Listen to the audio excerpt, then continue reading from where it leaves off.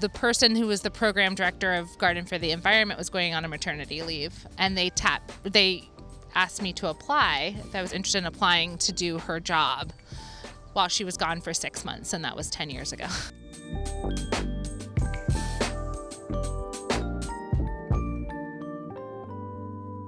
That was Maggie Marks, Director of Garden for the Environment. I'm Jeff, and this is Storied San Francisco. In this podcast, Maggie shares the story of her life up to the time she joined the team at GFE. A multi-generational, born and raised San Franciscan, she grew up in the Inner Sunset, went to Rooftop and then a private high school, left the city for college and again to work on a political campaign, but came back and really established her roots here in San Francisco. Here's Maggie. We are at Garden for the Environment, which is San Francisco's public teaching garden. My name is Maggie. I'm the director of the garden. We're on the corner of 7th and Lawton in San Francisco's Inner Sunset neighborhood, and we're sort of at the base of Twin Peaks. And 7th Avenue was a stream or a creek that ran down. That explains city. a lot down that way. So there's the reservoir at Laguna Honda up the hill. And so it's a really interesting place in terms of, this is part of a wildlife corridor that stretches from San Bruno Mountains to Marin. Right. Which is really amazing. I grew up in this neighborhood and never had that context at all. And then, of course, west of us is all former sand dunes. Right. But both north and south, like a huge chunk swath of sand. Huge swath of sand. Yeah. And so that was eventually paved and all that. My beef with whoever developed the Sunset District goes deep. It's just the parking issues, right? Yeah. Oh my gosh. Yeah. So much concrete. So we're San Francisco's teaching garden, and we can talk more about what that means and how that sets us apart from some of the other amazing garden programs in the city. But this is our little half-acre plot owned by the city, owned by the Public Utilities Commission. Okay. We will definitely talk more about that, but something else I wanted to kind of branch out on, and that wasn't an intentional pun, but pun. There's going to be a lot of unintentional puns too. But no, you said you grew up in this neighborhood. Yeah, I grew up on 15th and Irving. Okay. Yeah. What the heck? Let's hear about that. And also, what brought I'm assuming your parents there? No, my dad is first generation San Franciscan. Well, his dad immigrated from Italy, but his mom was born here. Okay. And on my mom's side, my grandmother was born here, and potentially some of my great-grandparents. Okay. I know someone immigrated from Ireland. Someone was Portuguese and was down sort of near Watsonville. But I think I have some family on the Irish side of me that has been here since around the turn of the century. So Irish, Italian, Portuguese. Yeah, the Portuguese is I'm 1/16th, but okay. I am the sort of San Francisco combo, which is a lot of Irish, Italian Catholics. Right. Particularly on the west side of the city. Do you know what brought your parents out to where you grew up? Well, my parents, my dad grew up in the Sunset. And a lot of my family still lives there. And my mom moved around a lot in the city. But they moved there. I was born in Glen Park, and we moved to the Inner Sunset, namely because they found a house that they loved and could afford. Amid that development that So it was in the early 90s. I think my dad really wanted to be in Noe Valley, and we ended up in the Inner Sunset, which was great. We were a half block from the park, and he had a business in the Sunset, so it was a really easy commute for him. Okay. Yeah. The park being Stern Grove? Or the Golden Gate Park. Golden Gate. Yeah, Okay. So sort of, what is that, north, Sunset? I was south of Golden Gate Park, just by a half block. Yeah. Okay, got it. Yeah, so, my parents lived all over this city, mostly on the west side. Okay. Yeah. You don't have to divulge your age, but did you, which decade did you grow up in? I grew up in the 80s here, and I went to a school called Rooftop, which was a arts magnet school, elementary school. I think it was called an alternative school. Okay. So we had a lot of art and a lot of theater, and Aiko Kunio was one of my art teachers, whose mom is Ruth Asawa. Oh, okay. The artist. Yeah. So I got to take a lot of art from her, and actually had a really big school garden back in a time when they were very, very uncommon. There was a plot of land next to our campus that I'm not sure who owned. And now I have a lot of curiosity around it, but as a kid, I didn't think about it. Were you part of that, though? Yeah, all the classes were. Okay. And that's where we would have our potlucks. It was a very community-oriented school. It had a huge parent participation, very active community. And so we had a lot of garden days and things like that. I was the head of the environmental club. Yes, you were. In 8th grade. Was that in the 80s or 90s? That was in the 90s, yeah. Okay. Yeah.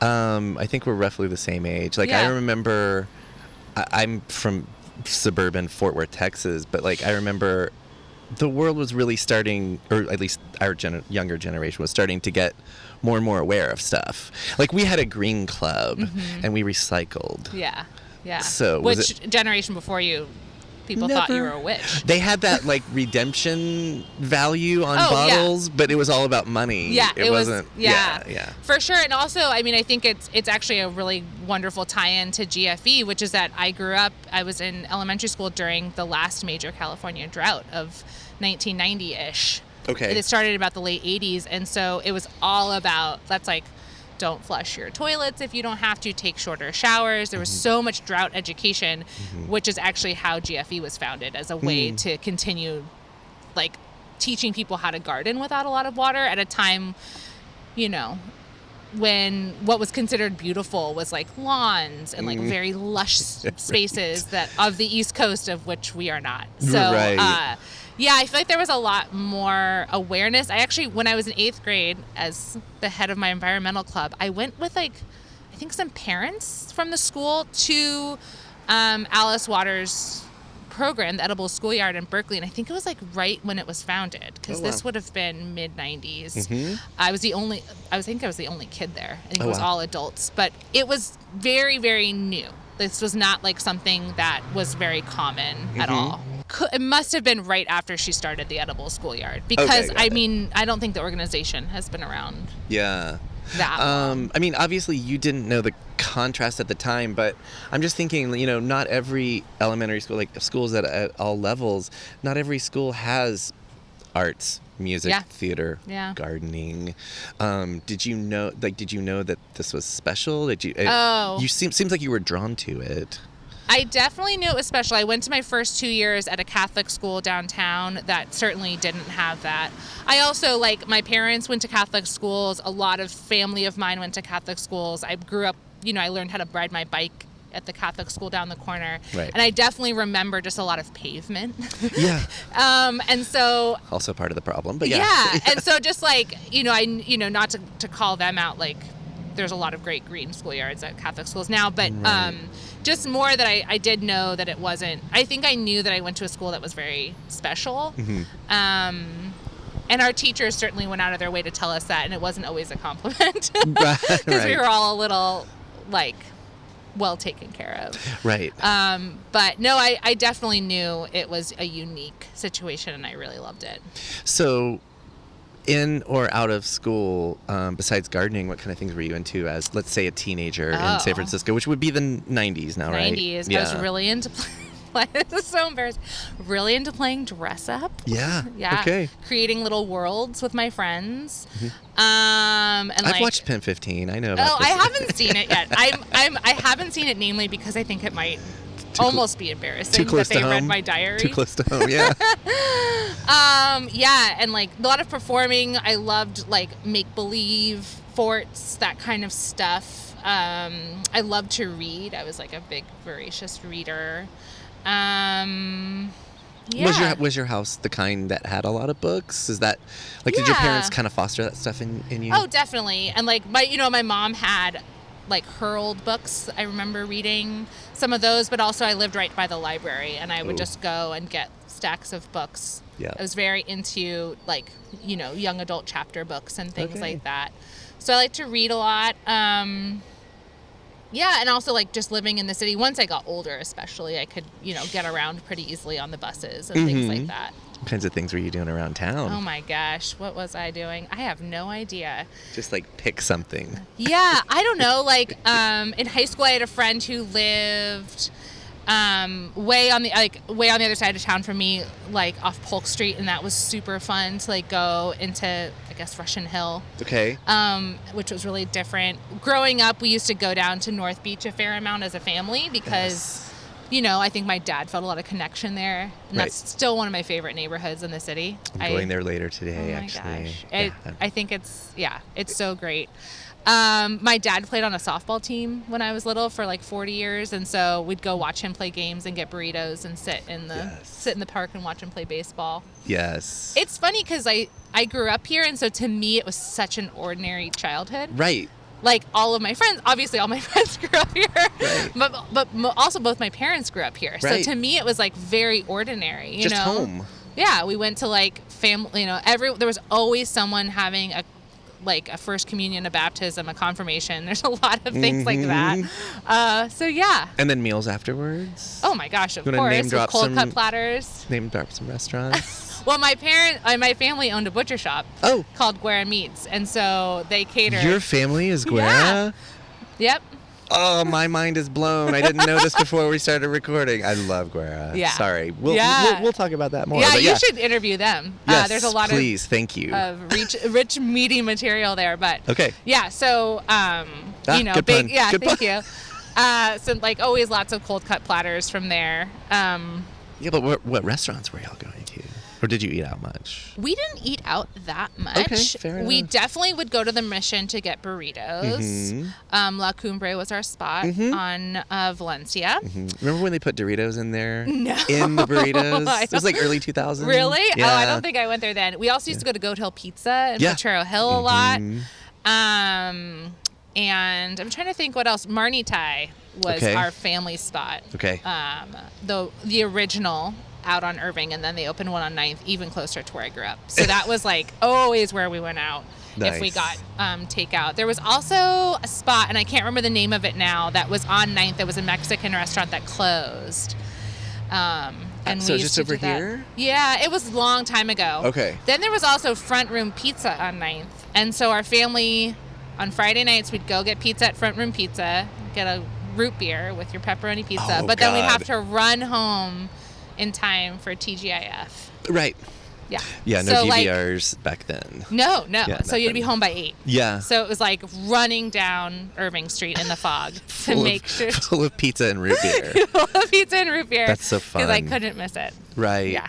Another question came up in there, and I've already kind of forgotten. Oh, do you have siblings? I do. I have 2 sisters. Okay. Are they around? No, one's in New York, and one who's much younger than both of us is in Chicago.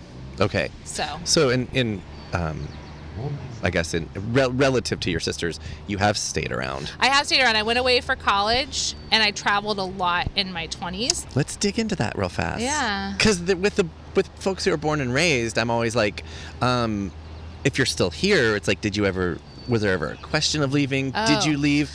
And if so, you came back. So. I went to school in Seattle and loved it. And UW or? Yeah, UW. Okay. I really thought I was going to stay. And then my senior year, I was like, it's too rainy for me. Yeah. And I thought that I could handle it, but I couldn't. And then I moved back.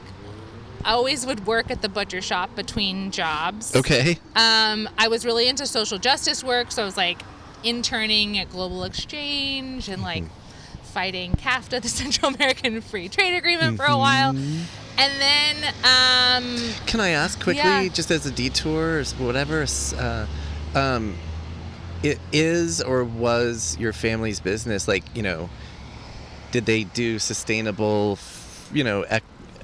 ethical, and did you try to influence any of that as you're becoming an adult? Yeah, I mean, I think that it's always been something that I've been more curious about. They definitely have changed some of the things that they sell.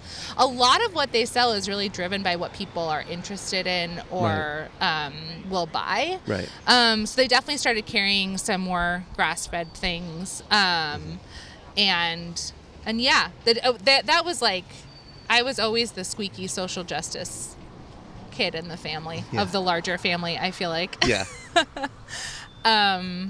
Yeah, and I really thought I was going to move away again and then I in 2008 did a bunch of different things, traveled, worked different places, And one of the things I did was work on the 2008 Obama campaign. Oh, you too. And yeah. I did. Oh, did you? Yeah. Yeah. There's a lot of us. What did they have you do, or what did you do? I was in Fairfax County, Virginia. Okay. And I called an office in Virginia and I said, do you need volunteers? And they said, yeah, sure. And I was like, okay. And then I bought a plane ticket and flew out 2 days later and showed up. And they were like, oh, you were serious. Like, you came out here from California. But I knew someone in D.C., so I could crash on her air mattress. Thank you, Haley. And then commute down to Fairfax County. And then once we got closer and we were working 20 hours a day, I stayed at someone's house, a woman nearby. You full-time worked. I mean, I didn't have a job. Oh my was God. out. I didn't have a job and I didn't know what I was doing. And so I was like, I can do this right now. So yeah, I was door knocking, but then I started being one of the organizers that was really like managing the door knockers and trying to get outreach I was in 4 precincts, 2 of which were like pretty underrepresented communities. And so trying to make sure we got out the vote there. Right. Had you done anything like that before? I'd done a lot of organizing work. Back here in the Bay or in SF? In college? No, yeah. So actually in high school, I went to Guatemala for the very first time as part of, like, I went to a Catholic high school and they did these sort of immersion experiences. And so I went to Guatemala and fell in love and ended up going back there with a professor studying human rights and went for, I forget how long that program was, a few weeks. And then I ended up going back for 3 or 4 months to learn Spanish and then do community work in a region. So I was pretty used to like the community organizing piece of things, and had been a fair trade organizer for Global Exchange. So I had a lot of organizing experience, which is how the Obama campaign kind of utilized me. I was definitely not paid. I was like, right.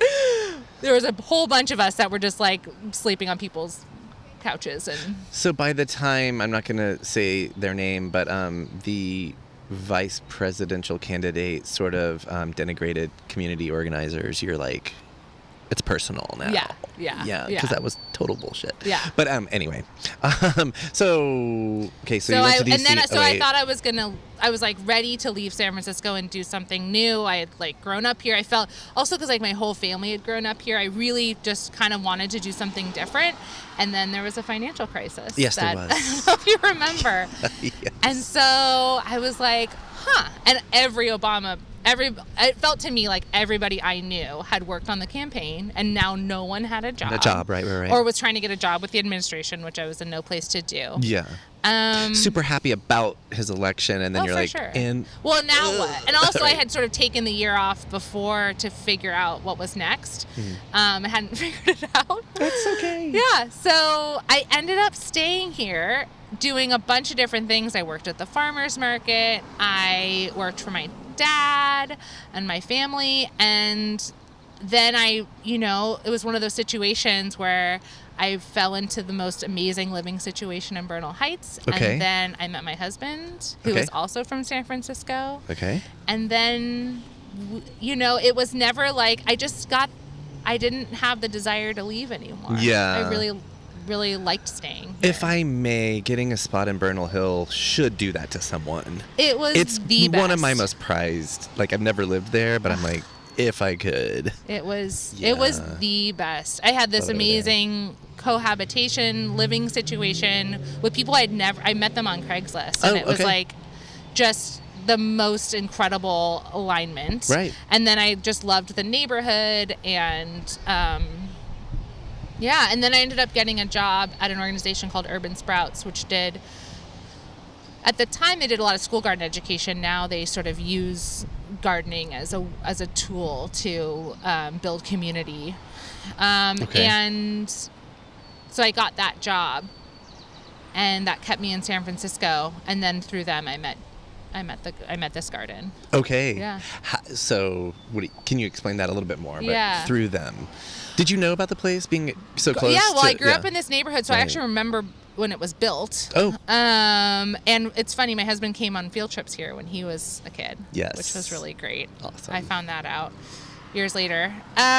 Yeah, so Urban Sprouts, I had a lot of experience I was good at administrative sort of operational stuff for organizations. I had done that for years. And so Urban Sprouts was looking for an operations assistant. And so I did that and ended up meeting the program director. We became really close and essentially ran the organization. There was an executive director who had been on maternity leave, and then she came back. And we shared an office with Garden for the Environment. Okay. And after I left Urban Sprouts and I was back working farmers markets, the person who was the program director of Garden for the Environment was going on a maternity leave. And they asked me to apply, if I was interested in applying to do her job while she was gone for 6 months, and that was 10 years ago. Okay. Yeah. You knew about the place. I knew about the place. I didn't really know that much about it. I knew that when I shared an office with we call ourselves GFE, they were just so aware of all of the things that were happening in the city, because this was 2010 probably. Okay. And so, after the financial collapse, this is very common in which we see in trends, is that like after financial collapses, there's often a really big resurgence of an interest in getting back to the land and gardening. The Victory Garden movements of World Wars I and II are an example that come to mind. In the 70s, when inflation was so bad, there was a lot of sort of back to the land things then. More recently, the pandemic. So 2008 was like the heyday of a lot of interest in gardening. And so it just seemed to me that GFE had a finger on the pulse of what was happening in the city and who was doing things. They just seemed to know, like Blair and Susie, who ran the garden, seemed to know so many people that were doing that. But it was certainly like, I was always interested in gardening. I loved it. I did not know what I was doing. So they just seemed like they had so much knowledge about the world of gardening. Did you have home gardens like a previous guest of the show, Jamie? Yeah. I had a garden at my house in Bernal, and we had no idea what we were doing. We got chickens, and we would just buy plants at Flowercraft and then die, and it was nothing that Flowercraft did. I love Flowercraft so much. Same. They're the best. Yes. It was that I had no idea what I was doing, which is that like our garden was mostly shade, and we were in total denial. Right. And so that's the biggest thing I learned. Flowercraft does have that section in the way back, I like almost under the freeway, where it's like the forgotten plants. Yeah. That's always the first place I go when I go there. I'm like, the island of forgotten. Well, the forgotten plants most of them are so need a home. But totally. Yeah, and I learned after working here that I didn't know what I was doing. It wasn't that I was doing anything wrong necessarily. I just didn't have the tools. And that's what GFE does, is we try and give people the tools so they can like make decisions to be successful. Because then once you're successful, it's so much easier to... It builds on itself maybe a little bit. Absolutely. It's like you're not discouraged. You're seeing things. You're getting excited about things. Things that are thriving, you're just more likely to get into it. So I had a backyard, and so when I started here, I was only doing sort of like office work, and I'd sit in staff meetings, and they would talk about plant names and sort of like garden stuff, and I would totally be glazed over. Like, I have no idea what they're talking about. It was really cool. Everyone was so smart, and everyone knew so much, and it was all really new to me in a lot of ways. You're absorbing.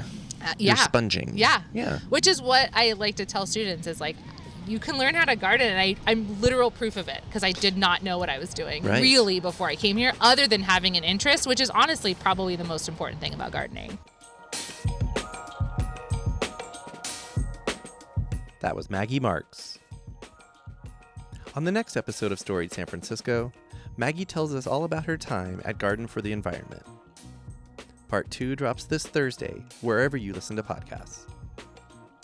Music for the podcast was produced, performed, and curated by Otis McDonald. Original photography is by Michelle Kilfeather. Aaron Lim of Bitch Talk Podcast is our contributing producer. And the show is produced and hosted by me, Jeff Hunt. Now in our 4th season, we have more than 190 episodes available on our website, storiedsf.com, or wherever you listen to podcasts. If you can, please rate and review our show so we can reach even more folks. We love email. Drop us a line at storiedsf@gmail.com. Thanks for listening. Stay strong, stay healthy, and we'll see you next time on Storied San Francisco.